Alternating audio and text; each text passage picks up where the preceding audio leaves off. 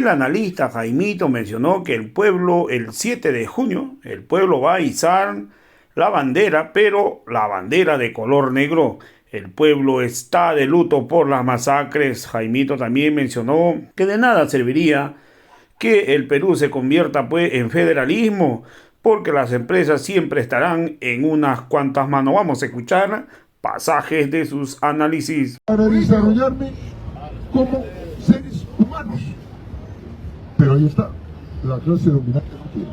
Quiere que eso esté en pocas manos, para que ellos no subruten y seguir que Puno siga siendo un país semifeudal, semicolonial y en la pobreza. Entonces, la lucha de clases se justifica. La lucha de clases se justifica, ¿verdad? En cualquier latitud de la tierra, esté la riqueza en el campo o esté la riqueza en la ciudad. Pero el motor de la historia es la lucha de clases.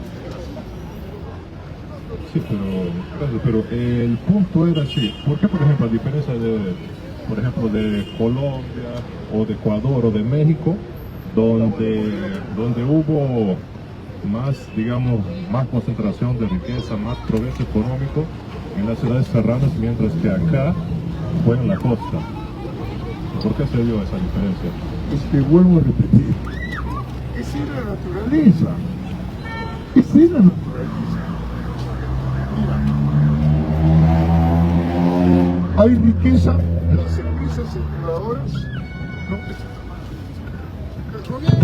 las empresas exploradoras, ¿no?, van explorando los recursos y ellos dicen, acá hay tal recurso y hay que no explotarlo, hay que venderlo, hay que circularlo, pero es para una clase dominante que no es para las grandes mayorías. Entonces, en un país, ponte que los recursos estén en la ciudad. Entonces, el hombre no tiene la culpa que los recursos estén en la ciudad. Igual, en la ciudad o en el campo, los recursos están en manos de una clase dominante. Ese es el problema. No es donde estén los recursos, sino que los recursos estén donde están en el mundo, están en una clase dominante, que es para ellos, en perjuicio de la mayoría. ¿Esa es la norma? Entonces, usted está diciendo que todos esos recursos, por ejemplo, que hay en Puno, todos ellos se van para las empresas privadas que los explotan y para la élite, la clase dominante. Bien, de repente otra participación. Sí, amigo, sí. Bueno, sí. Pégate. No, pégalo nomás, sí, así es. ¿Por qué el Inca tenía clase dominante en su tiempo? ¿Por qué? A ver. Porque el Inca también era explotador, ¿cierto? Quiero que me preguntes tú, quiero que me respondas. Bien. Mire, a mí en ciencias sociales me dijeron que cuando yo tenía que hacer un análisis de un país, primero tenía que ubicar su primera sociedad y luego su modo de producción, su economía. En el Perú, el incanato no fue la primera sociedad, el Estado Inca tampoco, ni los pre-incas. La primera sociedad en el Perú fue 15.000 años antes de nuestra era. ¿Y cuáles eran esas culturas? Pacaicasa, Paicán, cibateros, etc. Ya ubicamos la primera sociedad. Ahora, ¿cómo era su modo de producción? Era colectivo, comunista, porque un paicán no explotaba a otro paicán, sino a la naturaleza.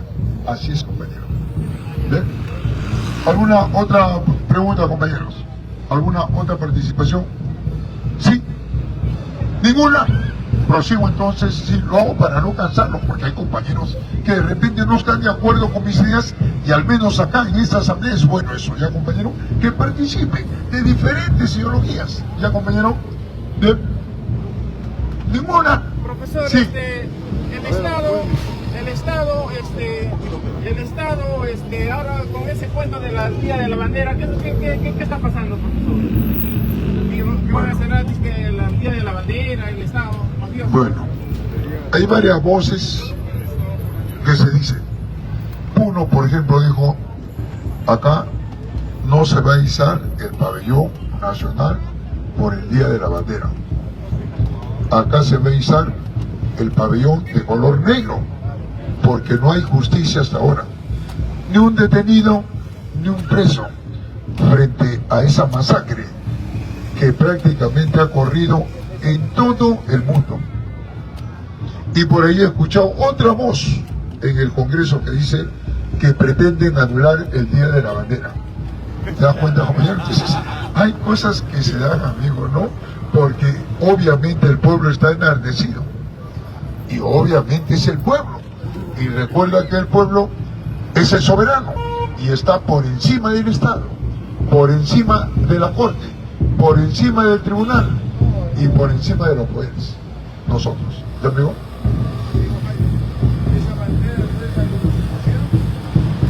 Sí, ese masón.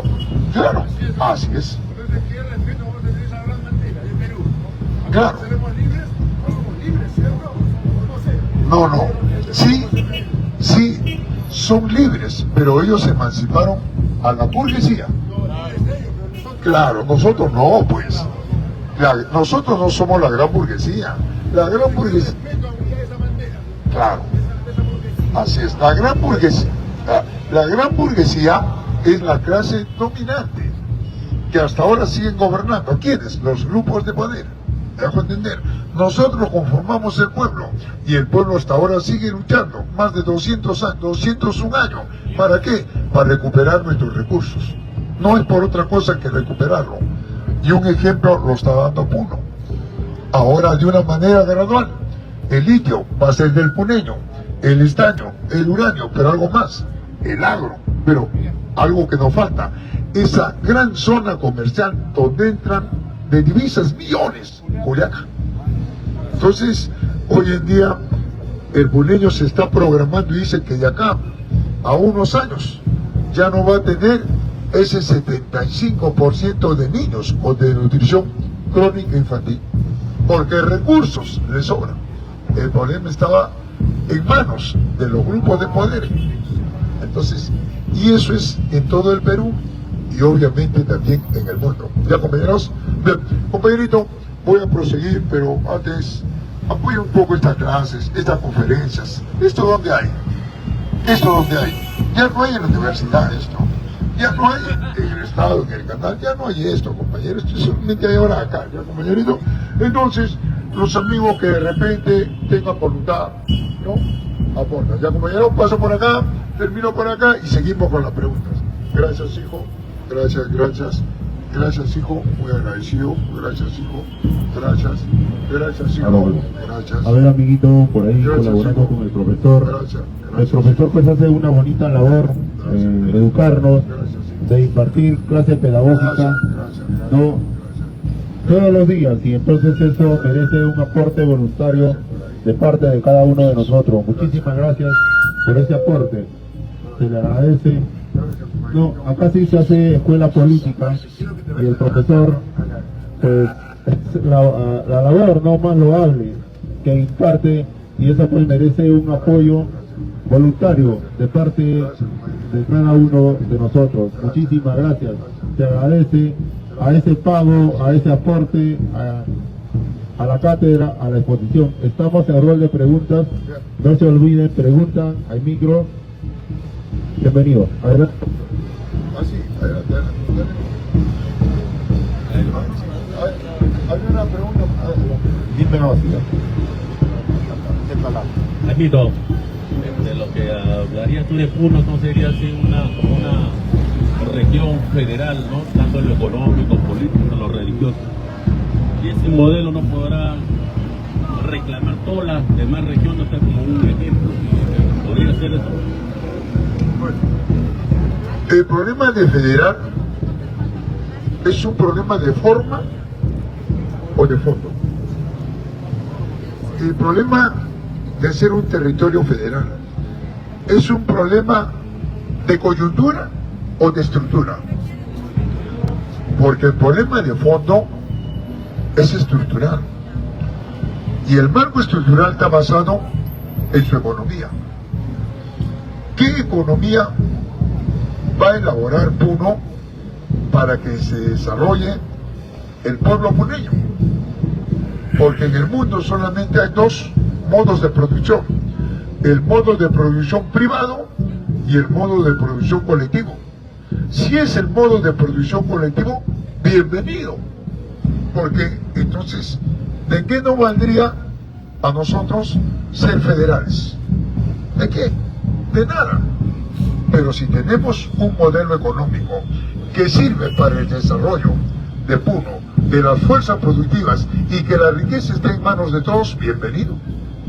Entonces hay que ver ese capítulo económico. Con esa Carta Magna no hemos ido a ningún sitio durante 200 años. Quienes sí se han enriquecido han sido la gran burguesía, los grupos de poder, pero nosotros no. A pesar que nosotros trabajamos, pero ahí está, el campesino que labra la tierra, siembra, cosecha, pobre. El obrero que transforma la materia prima a producto, pobre. El pequeño comerciante, pobre. O sea, no hay desarrollo para nosotros. Y los que no trabajan son ricos.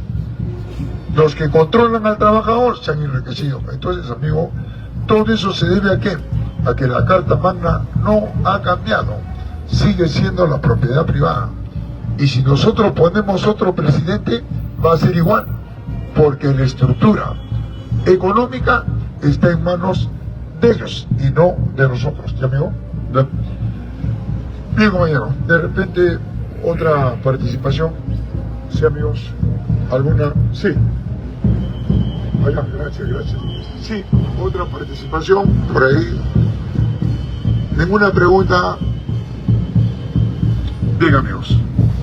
Sí. A ver. Bueno, el señor me dice, ¿qué desarrollo? Hacer puentes, obras, en parte. Pero lo primero es desarrollar las relaciones materiales de existencia. ¿Y cuáles son las relaciones materiales de existencia del hombre? El derecho a la tierra, a la riqueza. 2, el derecho al trabajo digno. 3, la comida, el abrigo, la salud, la vivienda, la familia.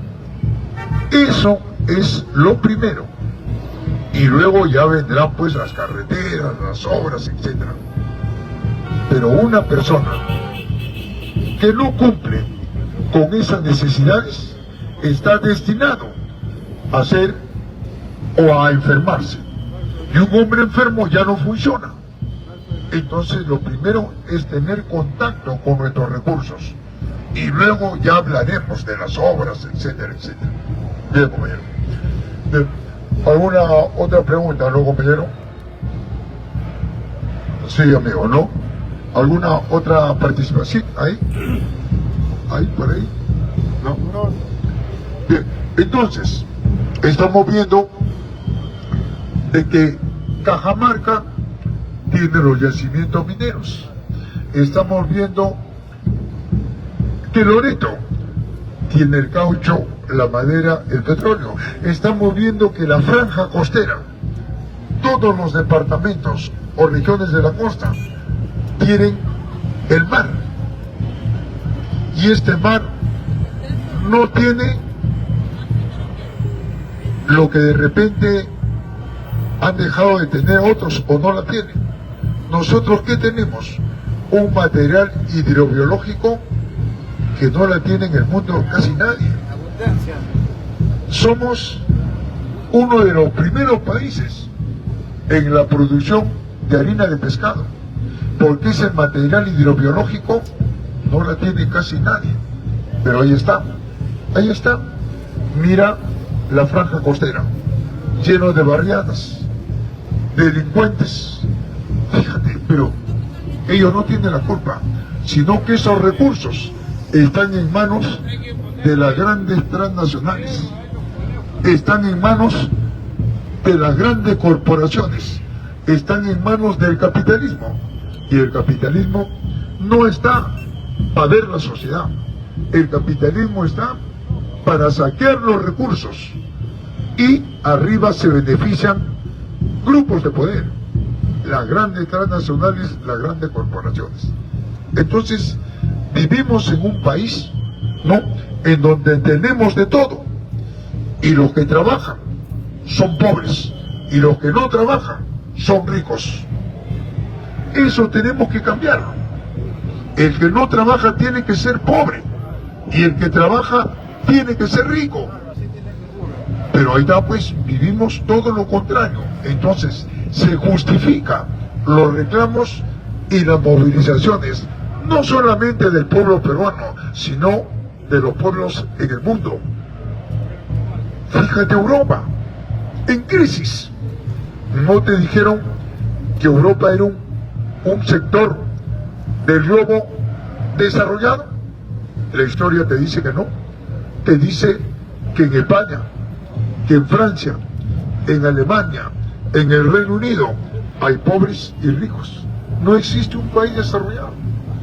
Un país desarrollado es cuando su nación, cuando su pueblo está a la altura de su industria. Y son estos los que manejan las importaciones, las exportaciones. Eso no lo va a permitir el capitalismo. Porque el capitalismo domina el globo, grupos de poder, transnacionales y corporaciones. Entonces, en ese sentido, la solidaridad de una región es la solidaridad de todas las regiones del Perú. La solidaridad del pueblo peruano es la solidaridad de todos los pueblos oprimidos del mundo, en África, los países árabes, Europa, América, etcétera, etcétera. ¿Por qué? Porque estamos sometidos a un modo de producción que es la propiedad privada, en donde nos han arrebatado el planeta y nosotros luchamos por recuperar el planeta. Pero ellos, ¿qué dicen? No, me quieres quitar. Trabaja, ¿te das cuenta, amigo? Cuando ellos nos quitaron el planeta, nosotros estamos por recuperar lo que nos pertenece, pero no por quitar a nadie. Ellos nos quitaron, ¿me dejo entender?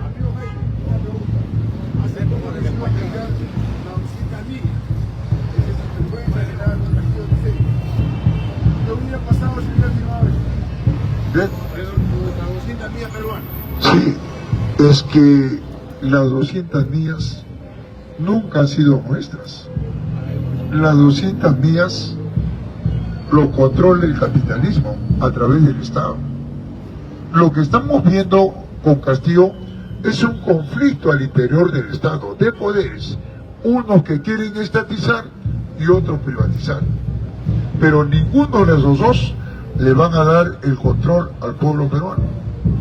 Entonces, el mar, desde que se instauró la gran burguesía, nunca ha estado en manos nuestras.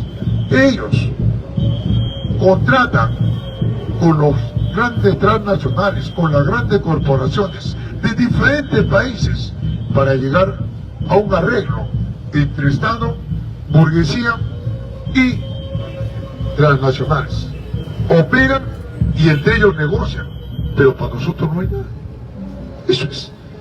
Entonces, en ese sentido, ¿no es cierto?, hoy en día los pueblos del mundo, como evolucionan, han abierto los ojos y han dicho que con este sistema, con este orden, nunca hubo desarrollo. Por lo tanto, ahora somos nosotros los que vamos a tomar el control para poder desarrollarnos. Eso es lo que está pasando en el globo. Bien, ¿alguna...? Sí.